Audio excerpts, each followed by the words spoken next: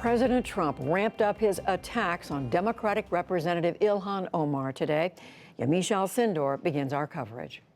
And a special thanks to Representative Omar of Minnesota. Oh, I forgot. She doesn't like Israel. I forgot. President Trump has repeatedly criticized controversial remarks by the Muslim lawmaker. He's taken aim at her language on social media and her statements on Israel. I want to talk about the political influence in this country that says it is okay for people to push for allegiance to a foreign country. Omar has insisted her comments have not been meant to be anti-Semitic. The Democrats have even allowed the terrible scourge of anti-Semitism to take root in their party and in their country. At campaign events and online, President Trump has tried to brand Omar as anti-Semitic. He has circulated right-wing videos of Omar's past comments, often without their full context. Some people did something. That includes this video from an event by the Council on American Islamic Relations last month.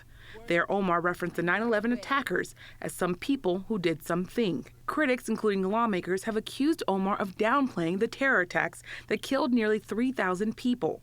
And that all of us were starting to lose access to our civil liberties. But Omar's full remarks go on to address how after the attacks, Muslims felt their civil liberties were targeted.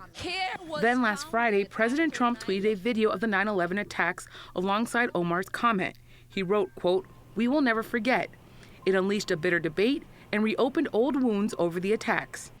In response, House Speaker Nancy Pelosi said the president's, quote, "hateful and inflammatory rhetoric creates a real danger." She called for Mr. Trump to take down the video and said she had taken steps to ensure Omar's safety. In a statement, Omar said, quote, "Since the president's tweet Friday evening, I have experienced an increase in direct threats on my life, many directly referencing or replying to the president's video." We now have a president who, for cheap political gain, is trying to divide us up. On the campaign trail over the weekend, Vermont Senator Bernie Sanders and a flurry of presidential Democratic candidates accused Mr. Trump of inciting violence against Omar. We live in a moment that compels us each to act.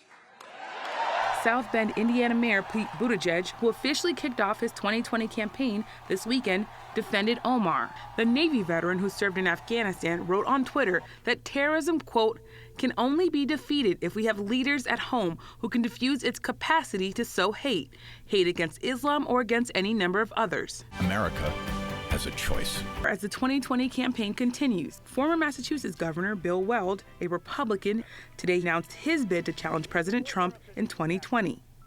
For the PBS NewsHour, I'm Yamiche Alcindor.